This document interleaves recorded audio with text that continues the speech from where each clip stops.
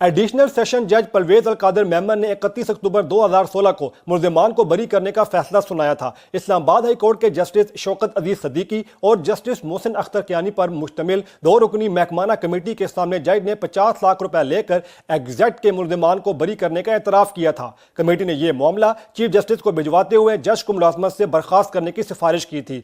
Chief justice Islamabad high court ने additional session जज को मुअत्तल करके 9 जून 2017 को शोकास नोटिस जारी किया और इंक्वायरी शुरू की गई। मुअत्तल जज को बरतरफी से कबल इंक्वायरी कमेटी के सामने पेश होकर सफाई का मौका दिया गया था। पिछले साल अगस्त में इंक्वायरी मुकम्मल की गई और अब जज की बरतरफी का नोटिफिकेशन जारी कर दिया गया है। इस्लामाबाद हाई कोर्ट के रजिस्ट्रार राजा जवाद हसन अब्बास ने मुअत्तल जज की बरतरफी का नोटिफिकेशन जारी कर दिया है।